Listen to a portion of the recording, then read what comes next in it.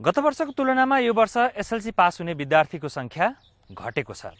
तर भक्तपुरको सानोठिम स्थित उच्च माध्यमिक शिक्षा परिषदले सम्बन्धन दिने +2 कलेजहरूको संख्या भने बढेको छ। शहरका +2 कलेजहरू विद्यार्थी तान्न दशौं लाख रुपैयाँ विज्ञापनमा खर्च गरिरहेका छन्। तर गाउँका र शहरकै पनि कतिपय सामुदायिक उच्च माविहरू विद्यार्थी अभावमा छन्। यस्तोमा एकजना विद्यार्थीले राम्रो विद्यालय कसरी छान्न सक्छ? नेपालको +2 शिक्षा कस्तो छ त? आजको साझा सवालको बहस भक्तपुर सानोठिम स्थित उच्च माध्यमिक शिक्षा परिषदको कार्यालयबाट।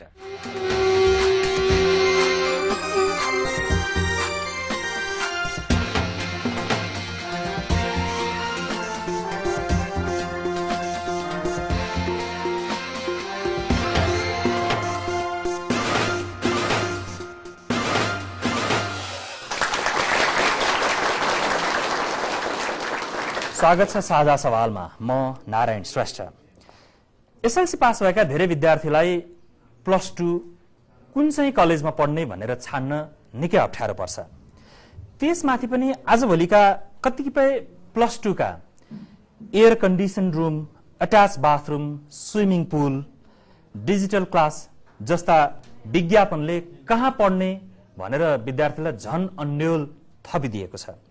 यो अन्यलका बीच नेपालको 10+2 +2 को गुणस्तर र त्यसको स्तरका बारेमा आज हामी छलफल गर्दैछौँ साझा सवालमा।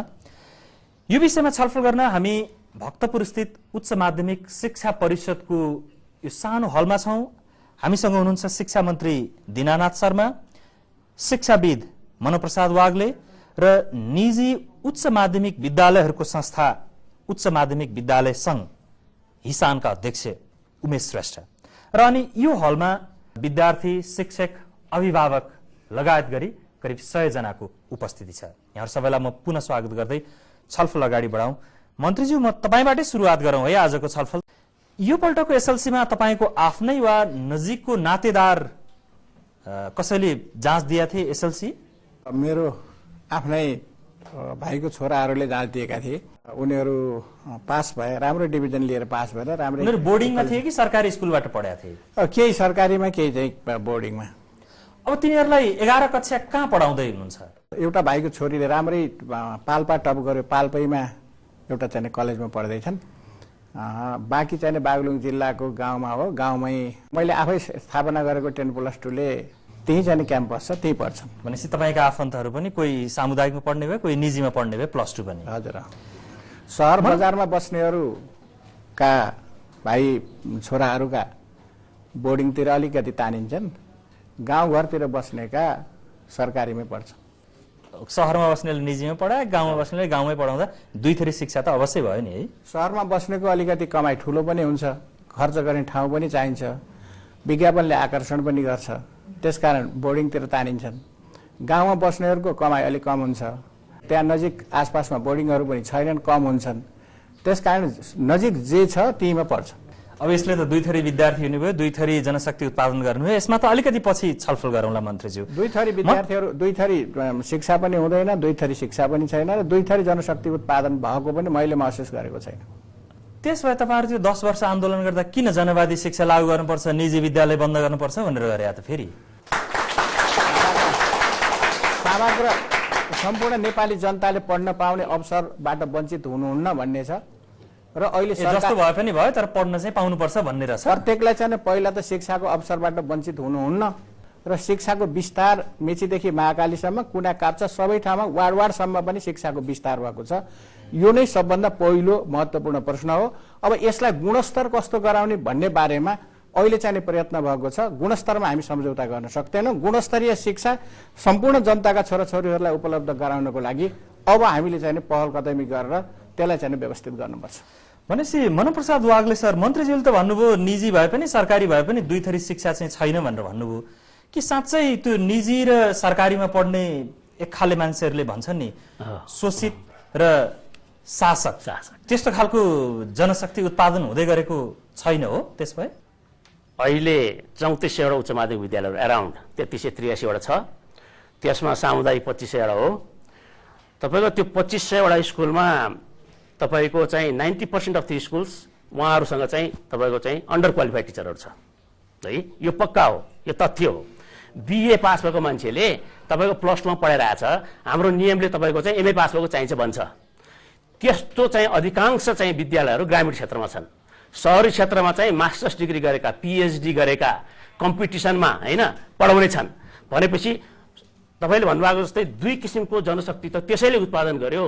टिचरको क्वालिफिकेसनकै कारणले गर्दाखेरि दुई किसिमको जनशक्ति उत्पादन गरिसक्यो भनेपछि सहरमा देख्ने होर्डिङ बोर्ड विज्ञापनको पछि लाग्ने र त्यो मास्टर्स डिग्रीले पढाउने विद्यार्थीहरूको अगाडि ग्रामीण भेगमा पढ्ने तपाईँको चाहिँ बिए पास भएको टिचरले पढाउने, त्यो पनि सब्जेक्ट नमिलेका टिचरले जबरजस्ती पढाउने सब्जेक्टहरू जुन छन् त्यहाँ पढ्ने विद्यार्थीहरूलाई हीनताबोध भएको छ र यसले दुई किसिमको जनशक्ति पक्कै रूपमा उत्पादन गरेको छ। त्यसो भए वाग्ले सर, अहिले एसएलसी पास भएका विद्यार्थीलाई वा तपाईँकै आफ्नै कोही मान्छे वा तपाईँलाई सल्लाह माग्न आयो कुनै विद्यार्थी भने कस्तो कलेज पढ भनेर तपाईँ सुझाव दिनु? मैले दिएको सुझाव त अहिले के छ भने महँगो विद्यालयमा नजाऊ, जुन विज्ञापनको भर छ त्यसमा नजाऊ, सस्तो चाहिँ उच्च माध्यमिक विद्यालयमा पढाउने मास्टर उनै हुन्, हेलमेट टिचर हुन्। हेर्नुहोस् त्यो हेलमेट लगायो, मोटरसाइकलमा किक हान्यो, तपाईँको कलेजबाट मेरो कलेजमा आएर पढायो, मेरो कलेजबाट उहाँ कलेजमा गएर पढायो, पढाउने मास्टर उनै हुन्। त्यहाँ केही पनि डिफ्रेन्स छैन है। त्यसैले त्यहाँ तिमीले बढी पैसा तिर्नु जरुरी छैन, बरु त्यहाँको बचत पैसा चाहिँ तिम्रो घरमा अभिभावकले मलाई कम्प्युटर किनिदियो, ल्यापटप किनिदियो भन,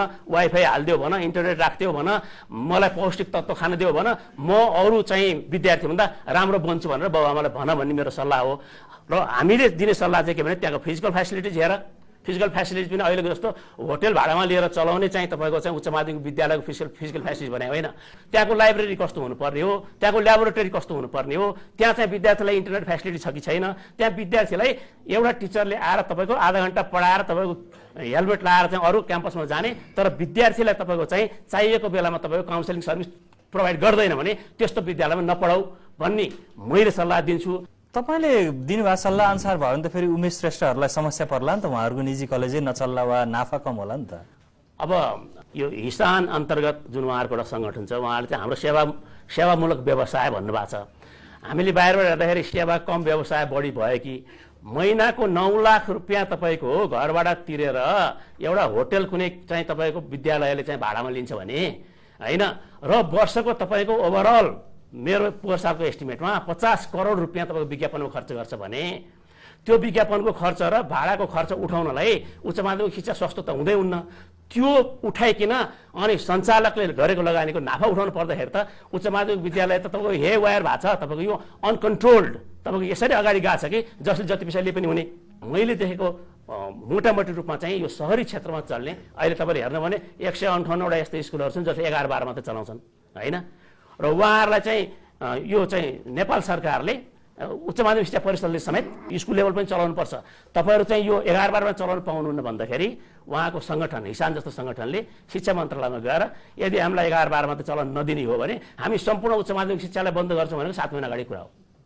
भनेपछि हाम्रो उच्च माध्यमिक विद्यालय कता गइरहेछ भन्ने कुरो यसबाट तपाईँलाई सङ्केत मिल्छ। त्यसमा उमेश श्रेष्ठजी, तपाईँहरूको हिसान र त्यो अन्तर्गतका निजी उच्च माविहरूले सेवा बढी गरेछन् कि व्यवसाय बढी गरिरहेछन्? त्यसमा वास्तविक भन्यो भने शिक्षा भनेको राज्यको दायित्वभित्र हुनुपर्ने हो। राज्यले 11 र 12 क्लासमा लगानी नै गर्न सकेन। अहिले देशभरिका झनै 3400 उच्च माध्यमिकहरू छन्, 200 पर स्टुडेन्ट कस्ट पनि लगानी गर्न सकेको छैन। खाली राहतको दरबन्दी 2टा दियो। यो युनिभर्सिटीबाट फेज आउट भइसकेपछि 11 र 12 क्लास जस्तो नेग्लेक्टेड कुनै पनि चाहिँ कक्षाहरू भएको छैन। त्यही भएर चाहिँ सरकारले लगानी नगर्न सकेपछि के भयो भन्दाखेरि निजीहरू आए। निजीहरू पनि सबै स्वस्थ प्रतिस्पर्धा छ भनेर म भन्दिनँ, त्यहाँ अस्वस्थ प्रतिस्पर्धा पनि धेरै छन्। त्यही त यस्तो गरी आयो कि सरकारको त्यही अप्ठ्यारो र कमजोर पोइन्टमा त्यो बिन्दुमा निजी विद्यालयहरू एयर कन्डिसन र एट्याच बाथरुम, आइप्याड र स्विमिङ पुल लिएर आए नि त।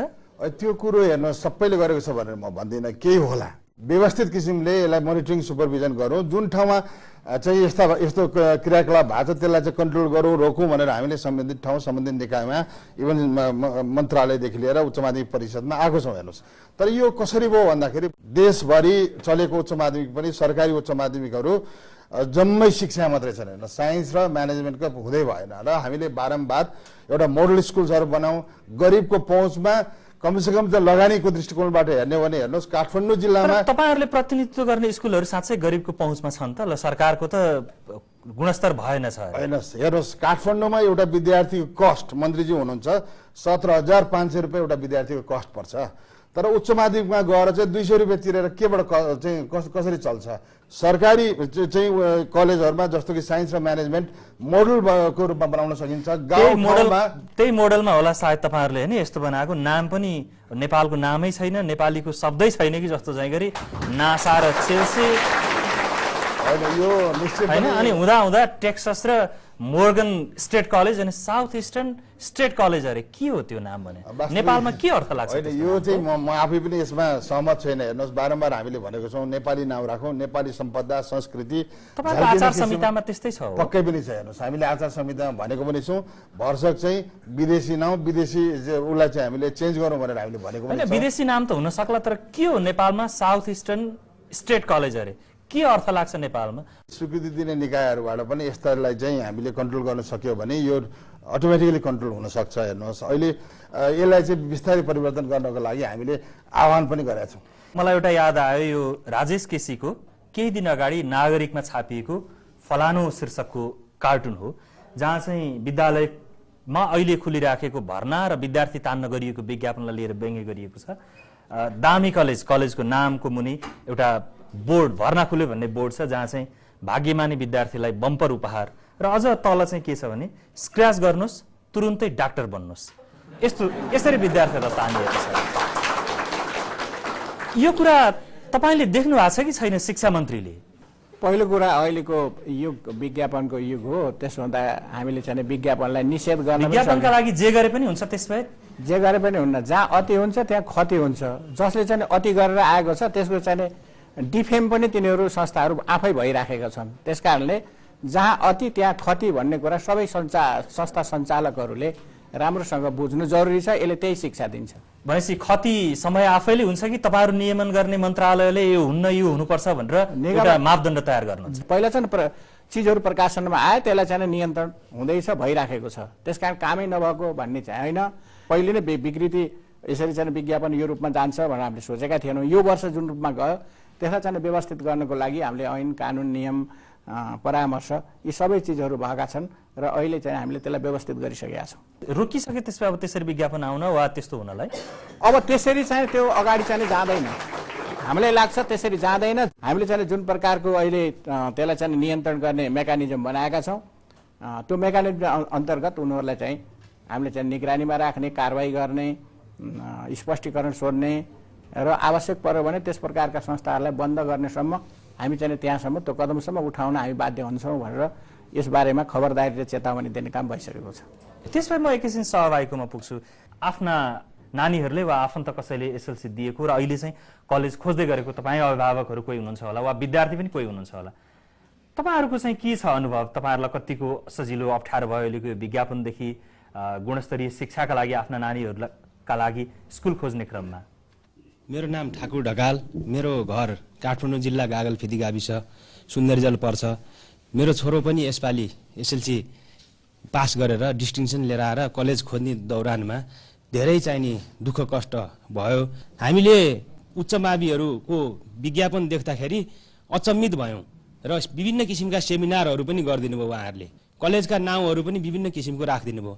त्यति मात्रै होइन, मेरो आँखाले देखेको अरू नै कलेजको सामानहरू हायरमा लगाएर र त्यो विद्यालयमा लगेर राखेर यहाँ चाहिँ आकर्षित गर्नुभयो र त्यसमा अत्यन्त ठुला शिक्षाविदहरूको नाउँ पनि त्यहाँ भजाइएको छ र उहाँहरू बुझ पचाएर बसिराख्नु भएको छ। हामी म त्यसमा संलग्न छैन पनि उहाँहरूले कमेन्ट गर्नुभएको छैन। हामीले कलेज छान्न सकिरहेका छैनौँ र यो बडो दुःखको कुरो छ। माननीय शिक्षा मन्त्रीज्यूले यस्ता चाहिने विज्ञापन गर्ने कलेजहरूलाई के किसिमको कस्तो किसिमको निगरानी राख्नुहुन्छ, कस्तो किसिमको नियमन बनाउनुहुन्छ, म शिक्षा मन्त्रीज्यूको उत्तरको अपेक्षा गर्छु। धन्यवाद। हस् ठाकुरजी, यहाँलाई धेरै धन्यवाद। पछाडि एकजना विद्यार्थी भाइले हात उठाउनु भएको थियो। मेरो नाम सञ्जीव केसी, म श्री पद्म उच्च माध्यमिक विद्यालयको हाल कक्षा 10मा अध्ययनरत विद्यार्थी। मेरो प्रश्न शिक्षा मन्त्रीज्यूलाई छ। शिक्षा मन्त्रीज्यूहरू 10 वर्ष जनआन्दोलनमा प्राइभेट स्कुल बन्द गर्दै हिँड्नुभयो, तर अहिले शिक्षा मन्त्रीले आफैले भन्नुभयो जसको आर्थिक उन्नति बढी छ उसले राम्रो प्राइभेट स्कुलमा उहाँकै परिवारले पढ्दै आएका छन्। जसको कम आर्थिक उन्नति छ उनीहरू गाउँमै पढ्न बाध्य छन्। के हामी जस्तो गरिब विद्यार्थीले प्राइभेट स्कुलमा पढ्ने मौका पाउन सक्दैनौँ? हस् धन्यवाद। धन्यवाद धन्यवाद। अर्का सहभागी महिला सहभागी कोही हुनुहुन्छ? मेरो नाम सञ्जु सिल्वगार भक्तपुरबाट आएकी हुँ। मेरो प्रश्न पनि सरकारलाई नै छ। मेरो आफ्नै भाइ पनि अहिले +2 पढिरहेछ, पढाउन हम्मे छ।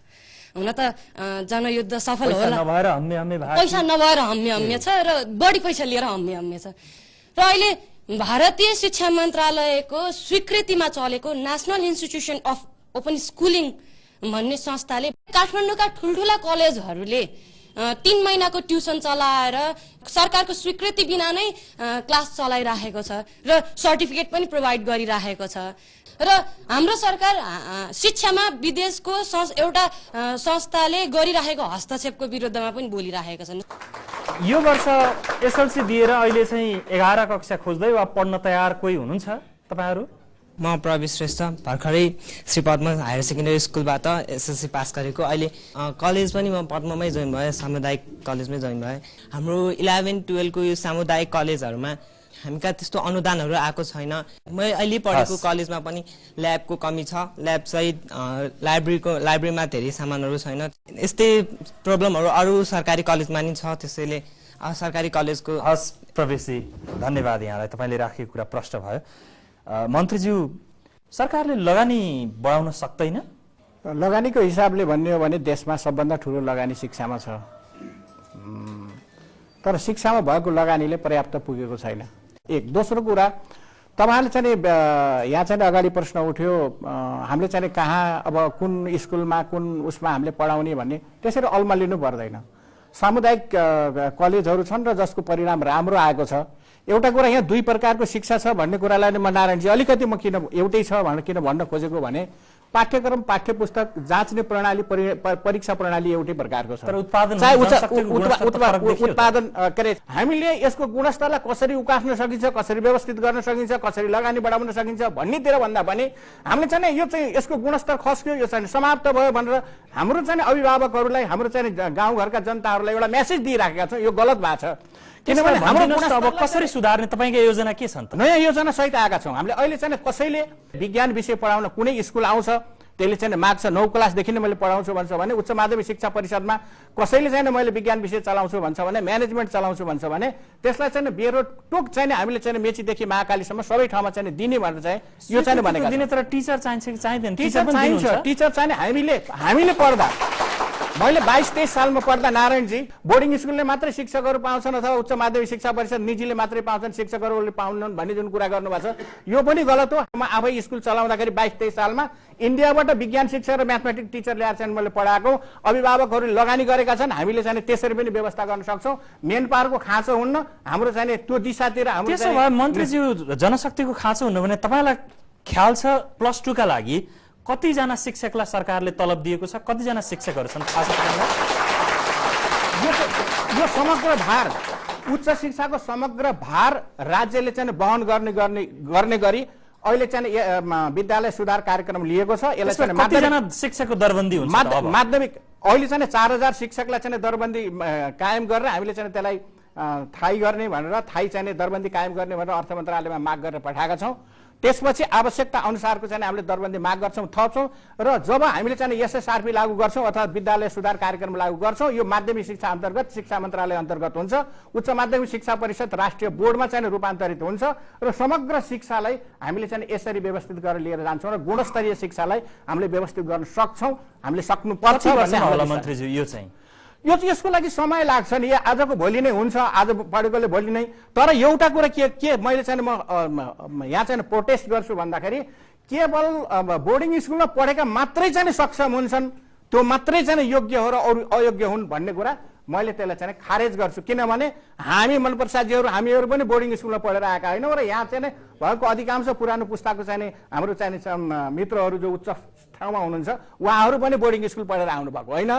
यो शिक्षा हो, यो शिक्षा सुधार गर्नुपर्ने छ। विकृति छन्, विसङ्गति छन्, गुणस्तर खस्कँदो छ, तर व्यवस्थित गर्नुपर्छ। तर यो चाहिँ नै समग्र रूपमा चाहिँ हाम्रो शिक्षा प्रणालीले समाप्त भयो भन्ने कुराहरू होइन, सुधार गर्नुपर्ने जरुरी छ। म मनप्रसाद वाग्ले सरलाई सोधौँ, यो +2 मा पास हुनेहरू खास कति छन्? निजीबाट कस्तो हुन्छ र सरकारी सामुदायिकबाट कति पास हुन्छन्? त्यसलाई जोड्नलाई म अहिले तपाईँको लगानी कुरो ल्याउँछु। 1 वर्षमा तपाईँले म भनिदिउँ, पोहोर सालको मात्रै मेरो अनौपचारिक एस्टिमेट, त्यो चाहिँ तपाईँको टेलिभिजनको र तपाईँको चाहिँ पत्रिकाको चाहिँ कटिङ राखेर एस्टिमेट गर्दाखेरि ब्रोस्योरमा मात्रै यो तपाईँको +2 का चाहिँ कलेजहरूले 10 करोड रुपियाँ खर्च गर्छन् प्रति वर्ष र तपाईँको विद्युतीय माध्यम र छापा माध्यममा 40 करोड रुपियाँ खर्च भएको छ पोहोर साल मात्रै। एकातिर 50 करोडको विज्ञापन छ निजी कलेजको। 50 करोडको विज्ञापन एकातिर चाहिँ निजीबाट गइरहेछ भने अर्कोतिर गभर्नमेन्टमा 2 लाख विद्यार्थी तपाईँको चाहिँ पस्न खोजिरहेछन् यो +2 मा। गभर्नमेन्टले त उच्च माध्यमिक शिक्षा परिषदले दिएको नियमअनुसार 3% छात्रवृत्ति पाउने हो, त्यो भनेको 6000 हो, 1,94,000 कहाँ जाने? यसको चाहिँ तपाईँको कुनै पनि तपाईँको चाहिँ प्लानिङ गभर्नमेन्टसँग छैन। त्यसकारण उहाँहरू के भन्छ भने हामी सबै कहाँ गर्न सक्छौँ, कहाँ गर्न सक्छौँ भने जनताप्रति हाम्रो वफादारी छैन भनिदिनु पर्यो। त्यसकारण तपाईँको चाहिँ होइन, त्यसैले अहिले तपाईँले हेर्नु होला 2 लाख मान्छे जो चाहिँ उच्च माध्यमिक शिक्षामा प्रवेश गर्न खोजिरहेको छ, कस्टकै कारणले, शुल्ककै कारणले आदि पनि जान पाउँदैनन् भने त्यो अब भोलि कहाँ जाने? अर्को मन्त्रीज्यूले एसएसआरपी कुरा ल्याउनुभयो, विद्यालय क्षेत्र सुधार योजना सन् 2009बाट मन्त्रालयको भर्सनअनुसार सुरु भइसकेको छ। तर त्यसअनुसार अहिले यो 2069 सालमा कक्षा 9 मा नयाँ पाठ्यक्रम लागू हुनुपर्ने हो, अर्को साल कक्षा 10 मा नयाँ पाठ्यक्रम लागू हुनुपर्ने हो र 2070 सालदेखिको एसएलसी तपाईँको क्षेत्रीयकरण हुनुपर्ने हो। तर अहिलेसम्म न पाठ्यक्रम बनाएको छ न पाठ्यपुस्तक बनाएको छ। अनि उहाँहरू के भन्नुहुन्छ भने ऐन पास भएको छैन, पाठ्यक्रम बनाउन पाठ्यपुस्तक बनाउन ऐनले रोक्दैन। तपाईँको राज्यको त्यत्रो तपाईँको चाहिँ त्यो आर्थिक विधेयक चाहिँ राष्ट्रपतिबाट ल्याउनु हुने, हामीले बनाएको शिक्षाको ऐन चाहिँ राष्ट्रपतिबाट अध्यादेशको ल्याउनु किन हुने? यो मेरो उहाँलाई त्यसैले यदि तपाईँको शिक्षामा साँच्चै लगानी गर्ने हो भने अहिले उच्च माध्यमिक शिक्षा परिषदको चाहिँ वार्षिक पास प्रतिशत 48% हो अहिले। तर ग्रामीण इलाकाको हेर्नुहोस्, उहाँहरूको 3400 विद्यालय मध्ये 2500 विद्यालय शिक्षाको मात्रै हो। त्यसको उत्पादन कहाँ राख्ने एउटा कुरो छ। शिक्षाको चाहिँ तपाईँको पास प्रतिशत भनेको 20% हो, एराउन्डमा 20% मात्रै हो, 80% त्यहाँ फेल भएको छ भने त्यसको चाहिँ जिम्मेवारी कसले लिने? कि गाउँका विद्यार्थीहरूले म्यानेजमेन्ट पढ्न पाउँदैन, साइन्स पढ्न पाउँदैन, तिनीहरू वैज्ञानिक हुँदैनन्, तिनीहरू चाहिँ भोलि चाहिँ व्यवस्थापक हुँदैनन् भनेर भन्न सक्नुपर्छ। सबैले शिक्षक बनाउने भन्नु पर्यो।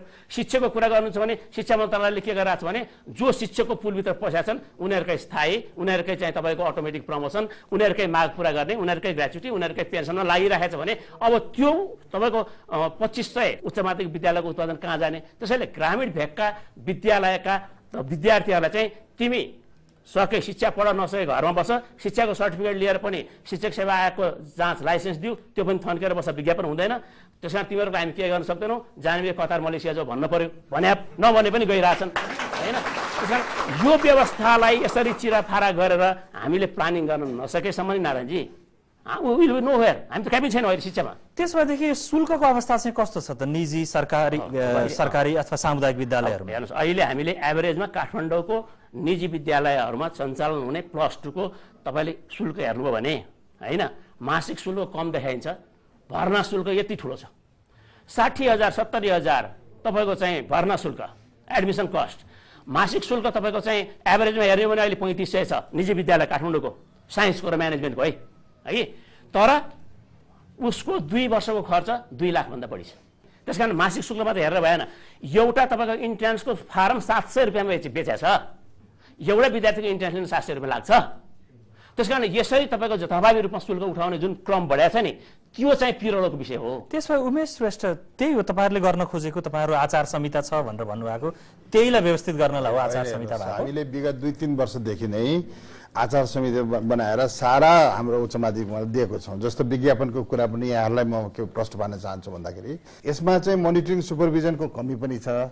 जति नयाँ कलेजहरू आउँछन् उनीहरूको तामझाम बढी भयो भनेर त्यो कुरो छ। हेर्नुहोस्, गरिबको पहुँचको कुरामा भन्नुहुन्छ भने हामी नै हो प्राइभेटमा नपढ्ने पब्लिकमा पढ्नेलाई एउटा बास्केटमा राखेर चाहिँ छात्रवृत्ति दिउँ है भनेर अहिले 6-7 हजार विद्यार्थीलाई छात्रवृत्ति दिएका छन्। जो चाहिँ पब्लिक स्कुलबाट मात्रै राम्रो गर्छन् त्यस्ता विद्यार्थीहरूको संस्थाले दिएको छ, निजी स्कुलको संस्थाले दिएको छौँ। अहिले 6-7 हजार विद्यार्थीलाई चाहिँ हामी छात्रवृत्ति दिन्छौँ। अहिले पोखरा, चितवन, विराटनगर, नेपालगञ्जमा राम्रा कलेजहरू खोले।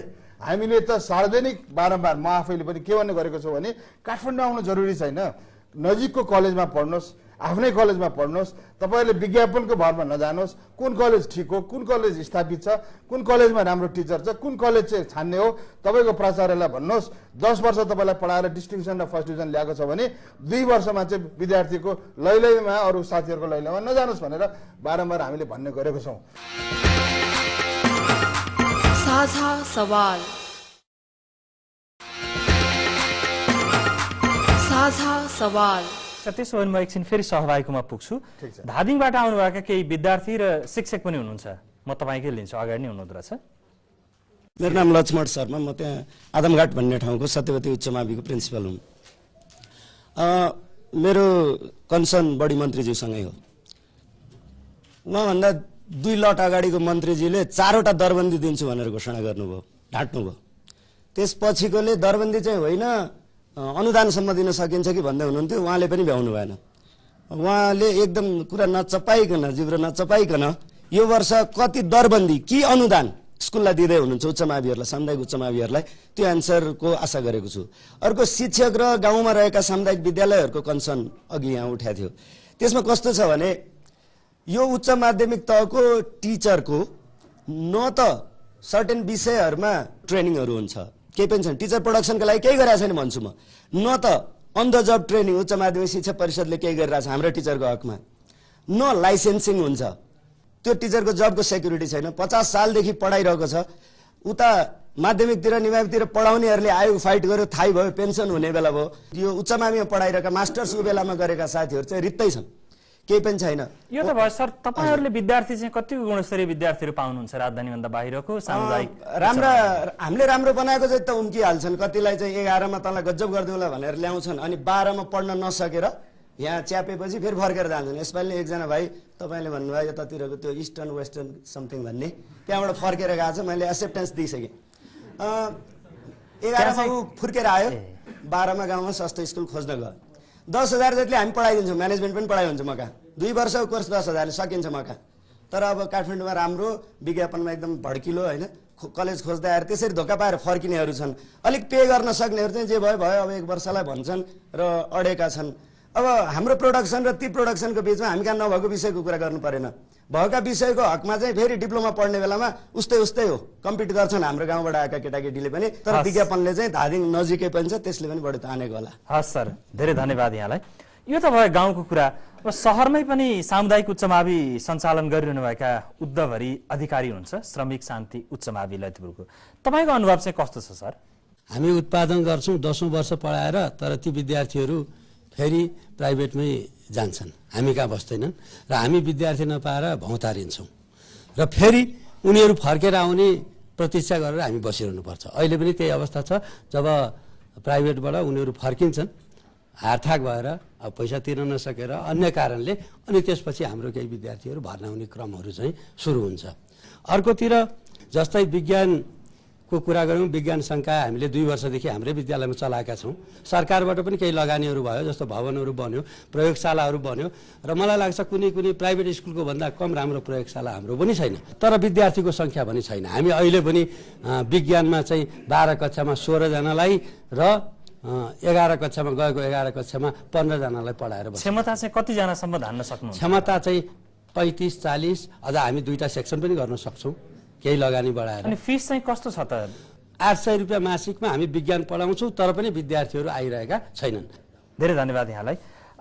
विद्यार्थी निकेतन उच्च मावि भक्तपुरबाट सर्जनी जोशी म्याडम हुनुहुन्छ। तपाईँबाट मैले जान्न चाहेको चाहिँ सरकारी उच्च माध्यमिक विद्यालयहरूको समस्या चाहिँ के हो? हामी पनि क्वालिटीमा कम छैनौँ। सरकारी विद्यालयबाट पास भएका +2 का स्टुडेन्ट्सहरू पनि फिलिपिन्समा पनि स्कलरसिप पाएका छन्, MBBSमा नेपालमा पनि पाएका छन्। क्वालिटीमा डेफिनेटली हामी पनि कम छैनौँ र एउटा मुख्य समस्या विद्यार्थी सङ्ख्या नै हो।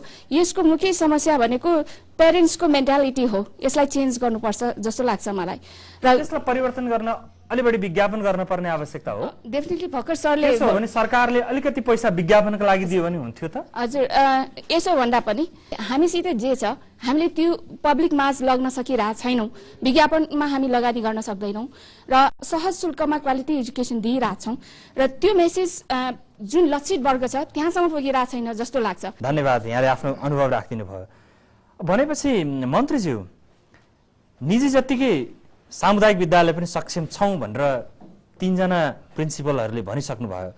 अघि लक्ष्मण शर्मा सरले धादिङबाट के भन्नुभएको थियो भने त्यत्तिकै सक्षम छौँ, तर हामीलाई केही अभाव छ, शिक्षकको अभाव छ, दरबन्दीको अभाव छ, पैसाको अभाव छ। पूर्व मन्त्रीहरूले 2टा दरबन्दीलाई 4वटा बनाइदिन्छु भने अरे वा पैसा बढाइदिन्छु भने अरे, तपाईँसँग चाहिँ ठोस जवाब के छ? उहाँले सोध्नुभएको प्रश्न थियो म त्यो जवाफ लिन्छु उच्च माध्यमिक शिक्षा परिषदको आफ्नो ऐन छ आफ्नो नियमावली छ शिक्षा मन्त्रालय अन्तर्गत भन्दा पनि छुट्ट त्यो चाहिँ ऐनले त्यो के गरेको रहेनछ भन्दाखेरि अहिलेसम्म शिक्षकहरूको बारेमा केही पनि बोलेको छैन किनभने त्यहाँभित्र पनि यो शिक्षा उच्च माध्यमिक शिक्षा परिषद अन्तर्गत त्यो ऐन अन्तर्गत एउटा चाहिँ आयोग हुनु पर्थ्यो त्यसलाई समयदेखि नै आयोग खुलाउनु पर्थ्यो अनि थाईको व्यवस्था गर्नु पर्थ्यो र त्यो दरबन्दी निश्चित गरेर त्यसको दरबन्दी किटान हुनु पर्थ्यो र यसबारेमा दरबन्दी कायम गरिदेऊ भनेर शिक्षा मन्त्रालयले गत वर्षदेखि नै अर्थ मन्त्रालयसँग 4000 चाहिँ शिक्षकहरूलाई उच्च माध्यमिक शिक्षा परिषद अन्तर्गतका शिक्षकहरूलाई सम्बोधन गर्न सकियो भने त्यसअनुसारको सेवा पनि जान्छ सुविधा पनि जान्छ दरबन्दी पनि जान्छ यति गर्न मात्रै सक्यो भने हामीले चाहिँ ठुलो चाहिँ समस्याको एउटा हल गर्छ कुरा आउँदा म एउटा प्रश्न यहाँ दीपक सुवेदी हुनुहुन्छ उच्च माध्यमिक शिक्षक संघको अध्यक्ष हुनुहुन्छ र यो उच्च माध्यमिक शिक्षा सभाको सदस्य पनि हुनुहुन्छ तपाईले लामो समय आन्दोलन पनि गर्नुभएको थियो अब मन्त्रीज्यूले 4000 शिक्षक दरबन्दी राख्नका लागि प्रस्ताव अगाडि बढाइरहनु भएको छ यदि त्यो भयो भने तपाईहरुको आन्दोलन तपाईहरुको माग पूरा हुन्छ त माधव नेपाल प्रधानमन्त्री हुँदाखेरि क्याबिनेटले एउटा गोविन्द चौधरीको संयोजकत्वमा गठित कार्यदलमा म पनि सदस्य थिएँ र हाम्रो उमेश सर पनि त्यहाँ हुनुहुन्छ उहाँ पनि सदस्य हुनुहुन्थ्यो र त्यति बेला सामुदायिक विद्यालयहरूको त्यो अनुदान दिने विद्यालयहरूको संख्या 1313 थियो जम्मा एउटा उच्च माध्यमिक विद्यालयलाई कम्तीमा पनि 3 जनाका दरले शिक्षक दरबन्दी व्यवस्थापन गर्दाखेरि मिनिमम 3939 त यसै लाग्यो त्यसपछि कर्णाली अञ्चलका जिल्लाहरू छन् 5 वटा र बझाङ बाजुरा अछाम र जाजरकोट यो 4 वटा जिल्लालाई पनि कर्णाली सरह मानेर त्यहाँ पनि 4 वटा टिचर बराबरको अनुदान रकम जान्छ र त्यो हिसाबले हामीले 4000 दरबन्दी दिँदाखेरि ठिकै हुन्छ भन्ने हिसाबले हामीले एउटा लजिक त निकालेको हो र त्यो आयोगले प्रतिवेदन पेश गरिसकेपछि अहिले 2 वर्ष बितिसक्यो त्यो कार्यान्वयन भएको छैन र अहिले पनि कार्यान्वयन हुनेवाला छैन वास्तवमा हामी अस्ति पनि अर्थमन्त्रीज्यूसँग भेट्न गयौं उहाँले हामीलाई के भन्नुभयो त भन्दाखेरि खै शिक्षा मन्त्रीज्यूसँग हाम्रो कुराकानी त खासै भएको छैन तर मलाई त के लाग्छ भने अहिले भर्खर शिक्षा मन्त्रीज्यूले त कुराकानी भयो भनेर ढाट्नु हो क्या हामीलाई उहाँले अर्थमन्त्रीज्यूले हामीलाई के भन्नुभयो अब त्यो कुरा उहाँले बुझ्ने कुरा हो तर यहाँ अर्को एउटा संवेदनशील कुरा उहाँले के उठाइदिनु भयो भने हेर्न स्नातकोत्तर उत्तीर्ण गरेको टिचरले स्नातकोत्तरलाई पढाउँछ भने डिप्लोमा पास गरेको आइए पास गरेकोले 12 सम्म पढाउँदा के फरक पर्छ भन्नुभयो अर्थमन्त्रीज्यूले त्यसो भने एकैछिन मनप्रसाद वाग्ले सर यदि त्यसो 4000 शिक्षक दरबन्दी पायो भने अहिलेको यो +2 को जुन अवस्था छ अलिकति सुध्रिएला हुँदैन के हुनुपर्छ भने न्यूनतम स्तर के हो त उच्च माध्यमिक विद्यालय भनेको सरकारले तपाईको चाहिँ डिफाइन गर्नु पर्यो त्यसभित्र अघि मैले भनेको कुरा पर्छन् एउटा तपाईको उच्च माध्यमिक भित्र कतिवटा शिक्षक चाहिने एउटा विषय पढाउन कतिवटा शिक्षक चाहिने त्यो दरबन्दी कतिवटा दिने भन्ने एउटा साइन्टिफिक क्याल्कुलेसन गरेर ननिकालेसम्म यो 4000 2000 3000 6000 10000 ले समस्या समाधान गर्नेवाला छैन नम्बर 1 नम्बर 2 अहिले भइरहेका उच्च माध्यमिक शिक्षालयका व्यतिथिहरूलाई कम गर्नको लागि के स्ट्र्याटेजी अपनाउने अघि 158 स्कुलको चाहिँ यहाँ हामीले मनपरी तन्त्रका बारेमा कुरा गऱ्यौँ उहाँहरूलाई एउटा ट्र्याकमा ल्याउन के गर्ने अब 11-12 मात्रै चलाउन नदिने भए एसएसआरपीले नै भनिसकेको छ तपाईको विद्यालय क्षेत्र सुधार योजनाले 2015 सम्म उहाँलाई टाइम छ 2015 पछि उहाँहरू बन्द हुने हो कि होइन मन्त्रालयले अहिले भनिदिनु पर्यो सबैभन्दा बढी उच्च माध्यमिक शिक्षालयहरू त सामुदायिकमै छन् नि त्यसैले सामुदायिक उच्च माविको जिम्मा सरकारले नलिने हो भने अघि भने जस्तै 2 प्रकारका 2 वर्ग उत्पादन भइरहनेछन् र तपाईको ग्रामीण भेगमा बसेका मान्छेले पढ्न पाउने छैनन् यो शुल्क उच्च भइरहनेछ र यो 4000 शिक्षक दरबन्दीले मात्रै सबै कुराको चाहिँ निराकरण गर्छ भन्नेमा मैले चाहिँ विश्वास गर्न सक्दिनँ अब यहाँनिर त्यसपछि सन् 2015 सम्ममा 1 देखि 12 सम्म नै स्कुल शिक्षा हुने भन्ने कुरा उठ्दाखेरि उच्च माध्यमिक शिक्षा परिषदका सदस्य सचिव भीमलाल गुरुङ अगाडि हुनुहुन्छ कि अब यो परिषद त्यसपछि 15 पछि रहँदैन अघि नै मन्त्रीज्यूले पनि भन्नुभएको थियो राष्ट्रिय परीक्षा बोर्ड बन्छ हो अब यसमा ठेक्क जानुभन्दा पहिला यहाँ उठेका केही कुराहरू हामीसँग असाध्यै सम्बन्धित कुराहरूको बारेमा म अलिकति क्लेरिफिकेसन गर्न चाहन्छु जस्तो एउटा नामको कुरा छ नाम के हो भनेदेखि मौजुदा ऐन नियमले ऐन नियम अनुसार चाहिँ परिवर्तन गर्न आउँछ भनेदेखि न जिल्ला शिक्षा कार्यालयले रोक्न सक्छ न क्षेत्रीय शिक्षा निर्देशनालयले रोक्न सक्छ र त्यसपछि त हामीले रोक्न सक्ने कुरै होइन किनभने शिक्षा ऐन र नियमको आधारमा समर्थन गर्न ल्याइसकेपछि हामीले रोक्न मिल्दैन हामीले रोक्यो भने त्यो अदालतले हामीलाई फेरि अर्को एउटा च्यालेन्ज आउँछ यही प्रसङ्गमा सोधिहालौँ जस्तो एउटा कलेज छ जसको चाहिँ विज्ञापनमा ठेगाना कुमारीपाटी ललितपुर छ तर उसको स्कुलको होर्डिङ बोर्डमा चाहिँ त्यही स्कुल हो Moonlight higher secondary boarding school भनेको छ 7 बाटो ललितपुर छ एउटै स्कुलको त यसैमा आउँदैछु म विज्ञापनको कुरामा आउँदैछु विज्ञापन ठुलो ल्यायो विज्ञापनमा फोटो छाप्यो अथवा चाहिँ त्यो भन्दा पनि महत्त्वपूर्ण कुरा के हो भनेदेखि विज्ञापनमा झुटो विवरण दियो कि दिएन, इन्फर्मेसन गलत हो कि सही हो भन्ने कुरा महत्त्वपूर्ण पार्ट हो। त्यसकारण गर्दा हामीले त्यसै कारणले गर्दा हामीले असारको 12 गते नै हामीले एउटा चाहिँ अनुगमन टोली एउटा गठन गरेका छौँ।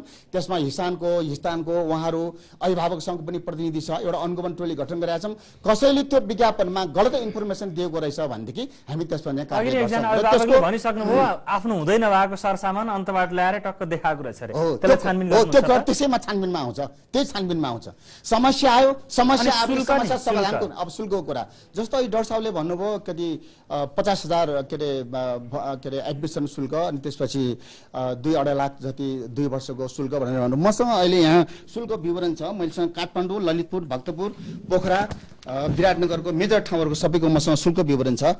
त्यो शुल्क विवरण हेर्दाखेरिमा शुल्क विवरणले के भन्छ भनेदेखि त्यो शुल्क विवरण अधिकतम भनेर तोकेको हुन्छ कि जतिले पनि पाउनुहुन्छ? भर्ना शुल्क म्याक्सिमम 15,000 सम्म लिएको देखिन्छ। यो अनुसार यदि यो सही सूचना दिएको भने, यदि सही सूचना दिएको होइन भने सूचना गलत दिनलाई फेरि कारबाही हुन्छ, उसको सम्बन्धन खारेज हुनेसम्म कारबाही हुन्छ। सहभागीमा जान्छ है, उहाँहरूले साँच्चै अधिकतम 15,000 तिर्नु भएको छ कि वा कति तिर्नु भएको छ? कुरा गर्छ भर्ना शुल्क। अर्को कुरा के छ भने टोटल उसको चाहिँ के अरे एनुअल शुल्क चाहिँ उसले 82,000 सम्मको हाम्रो यसमा चाहिँ स्ट्रक्चरमा देख्छ। म फेरि तपाईँकोमा आउँछु, एकैछिन अभिभावकहरू हुनुहुन्छ यहाँ, तपाईँहरूले साँच्चै त्यही 15,000 को अधिकतम भर्ना शुल्क, वार्षिक 82,000 को अधिकतम तिर्नु भएको छ वा के छ अनुभव? म रामकृष्ण प्रजापति, अभिभावक सङ्घ नेपाल भक्तपुरबाट। मेरी साथीको छोरो यसपालि 87% ल्याएर पास गरेको थियो। उहाँ चाहिँ काठमाडौँमा भर्ना हुनको लागि 60,000 तिर्नुपर्छ भनेर त्यहाँ नपढाइकन अहिले भक्तपुरको खोप कलेजमा पढेछ। भर्ना शुल्क 15,000 र वार्षिक शुल्क 82,000 को कुरा थियो। कोही अभिभावक वा विद्यार्थी हुनुहुन्छ जसले त्यतिमै पढेको वा त्योभन्दा धेरै तिर्नु परेको? तपाईँको त्यही हो प्रश्न? शरण श्रेष्ठ, धादिङबाट आएको हुँ अभिभावक। मैले मेरो छोरी यिनी सत्यवती उमाईबाट अहिलेको एसएलसीमा 81.50 नाम के हो ल्याएर पास गरेको। के भन्नुभयो? ऋतु श्रेष्ठ। ए हस्। अनि यिनीले अहिले हस् तपाईँ बस्दिनुहोस्। निष्ठमा मैले अस्ति भर्खर भर्ना गरेको छु लैनचौरकोमा। मेरो बाबुले पनि त्यहीँबाट पढेको थियो, त्यहाँबाट नाम निस्क्यो। मैले भर्ना गरेको 32,500 रुपियाँ भर्ना शुल्क, मासिक शुल्क 3200 र युनिफर्मको 6,500 भर्खर मैले तिरेर आउने मान्छे म नै हो। भनेपछि भीमलाल गुरुङ सर, अब तपाईले गलत सूचना पाउनु भएछ, के गर्नुहुन्छ त अब? अब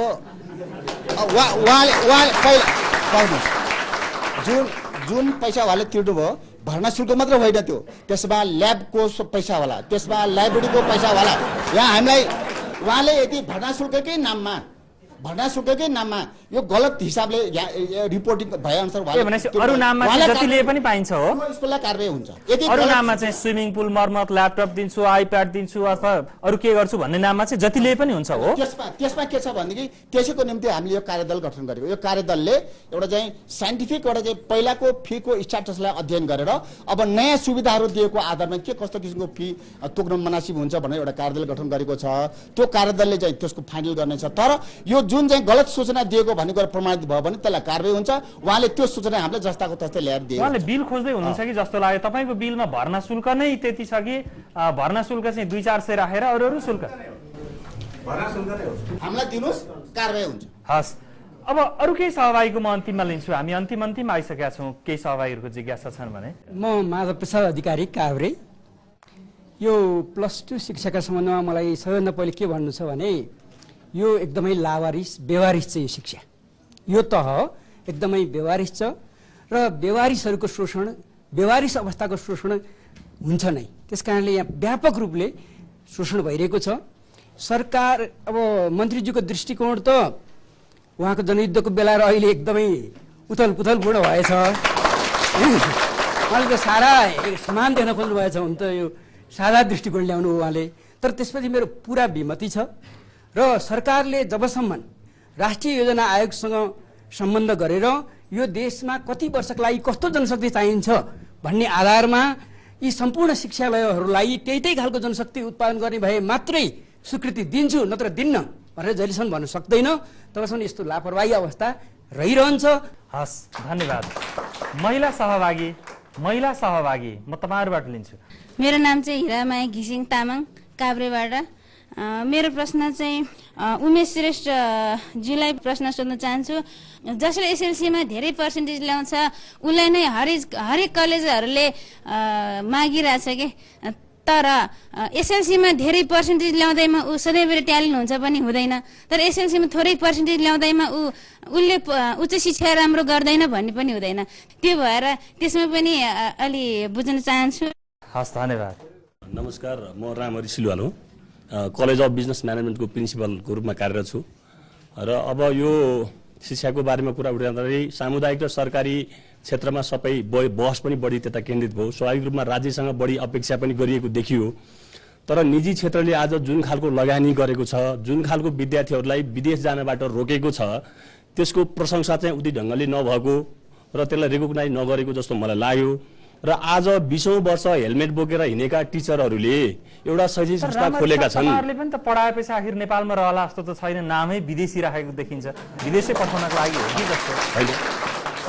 कम्तीमा हामीले +2 उच्च माविसम्म त यहाँ नेपालमा राख्यौँ, करोडौँ रुपियाँ जोगाएका छौँ। आज अहिले सरहरूले भन्नुभयो 80,000 देखि 90,000 लिन्छन् भनेर, आज 90,000 प्रोस्पेक्टसमा देखाएर 20,000मा भर्ना गर्नुपर्ने हाम्रो स्थिति छ। 80,000 प्रोस्पेक्टसमा देखाएर 20,000मा भर्ना गर्नुपर्ने किन भन्दाखेरि यहाँ चाहिने भन्दा बढी कलेजहरूले सम्बन्धन पाए, आवश्यकता भन्दा बढी कलेजहरू आयो। व्यापार निश्चितले मात्रै गर्न पाउनु पर्यो भन्ने त होइन नि तपाईँ। व्यापारिक होइन, व्यावसायिक त हुनु पर्यो नि। संस्था त लङ टर्म सर्भाइभ हुनु पर्यो नि। हाम्रो लगानीको सुरक्षा हुनुपर्छ कि पर्दैन?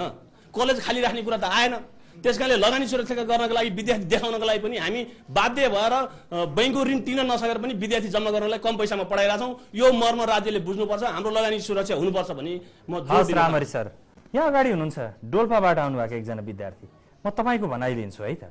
म प्रेम बहादुर बोहरा, घर चाहिँ डोल्पा। अहिले म डोल्पा माछफल। त्यहाँ +2 त छन् अब 2-3टा। त्यसमा पनि अब शिक्षा शङ्का बाहेक अरू पढाइ हुँदैन। अब त्यो पनि गुणस्तर कुरा त कुरै नगरौँ। अब गाउँमा शिक्षा शङ्का बाहेकका अन्य शङ्काहरू सब्जेक्ट पढ्ने इच्छा भएकाहरूलाई अब एउटै विकल्प भनेको त्यो छात्रवृत्ति हो। अब +2 तिर कलेजहरूमा छात्रवृत्ति पाउनलाई त अब लक्की हुनु पऱ्यो होइन, बम्पर उपहार पाउनलाई।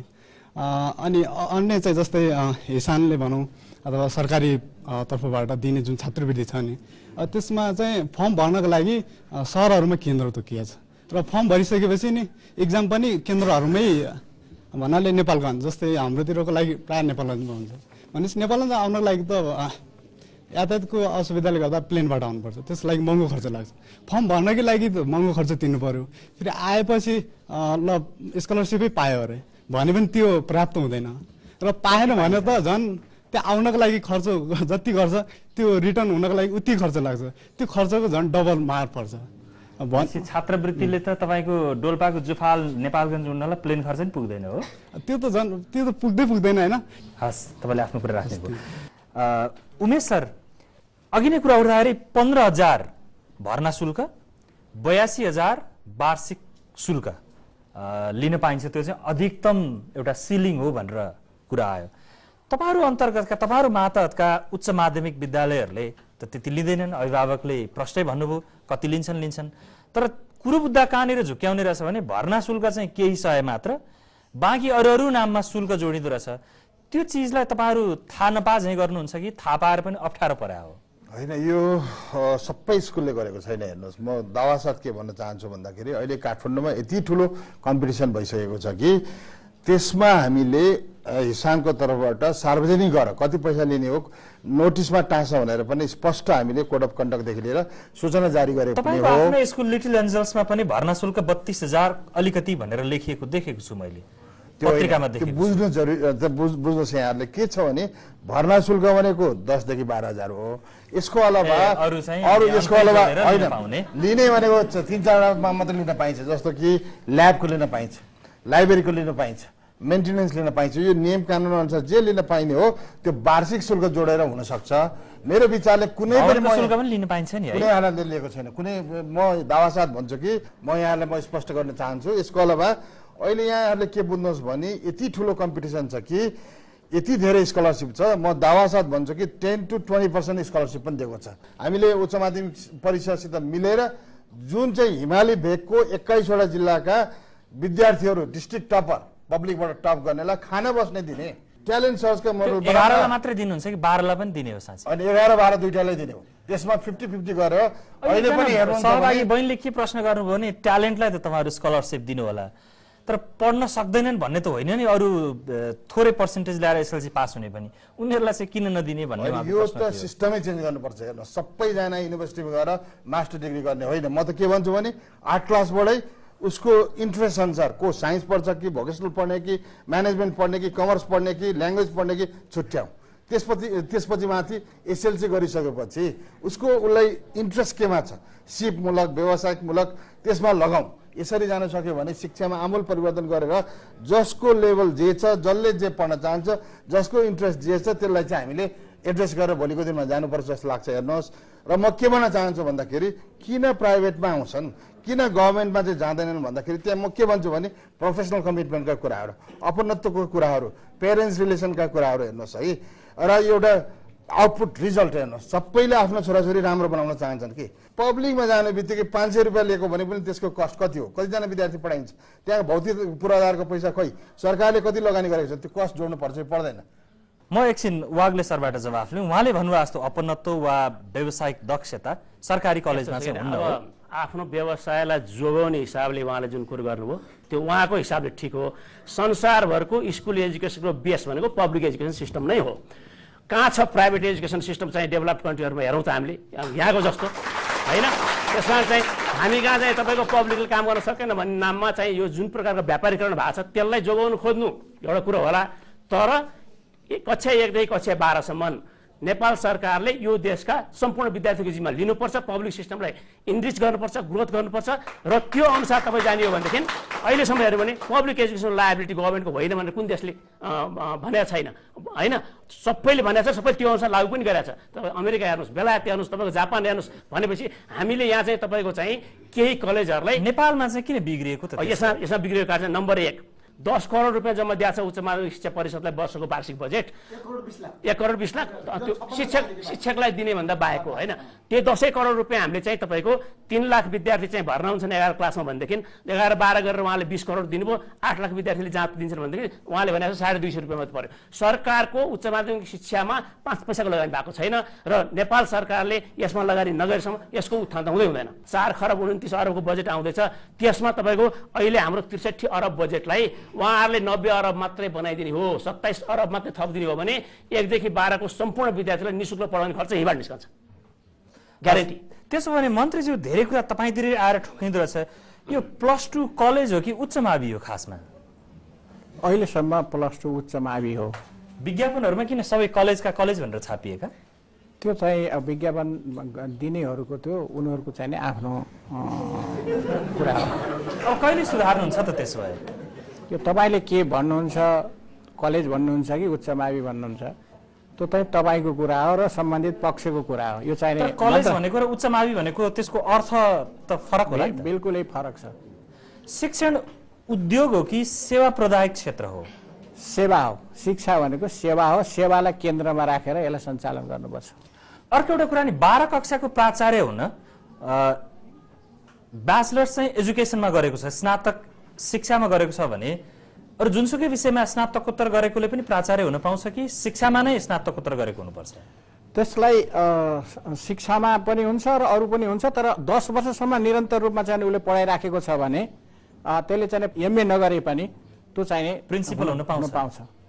त्यसमा चाहिँ अलिकति दुईटा ऐनमा अलिकति अन्तर छ। एउटा उच्च माध्यमिक शिक्षा परिषदको आफ्नो ऐन छ, त्यसले एउटा व्यवस्था गरेको छ। शिक्षा ऐन छ, शिक्षा मन्त्रालय अन्तर्गतको शिक्षा ऐन छ, त्यसले चाहिँ एउटा व्यवस्था गरेको छ।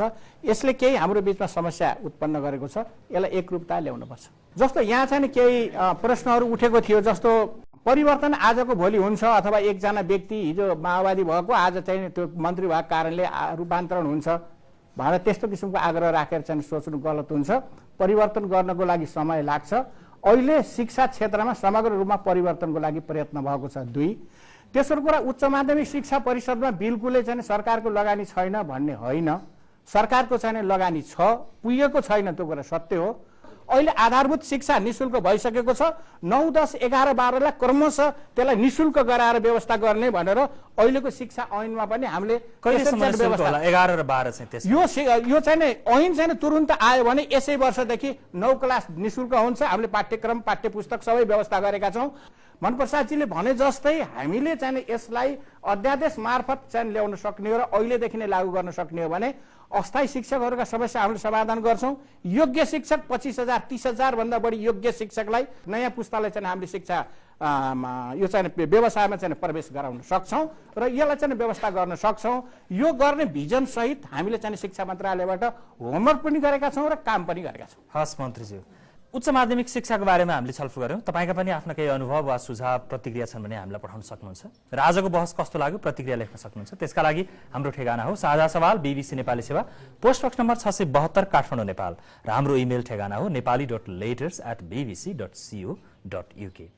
आजको यो छलफलमा सहभागी भइदिनु भएकोमा शिक्षा मन्त्री दीनानाथ शर्मा, शिक्षाविद मनप्रसाद वाग्ले र उच्च माध्यमिक विद्यालयका संगठनहरूको अध्यक्ष उमेश श्रेष्ठ लगायत यहाँ आमन्त्रित दर्शक र श्रोता सबैलाई धेरै धन्यवाद। कार्यक्रमबाट आजका लागि हामी सबैलाई बिदा दिनुहोस्। नमस्कार।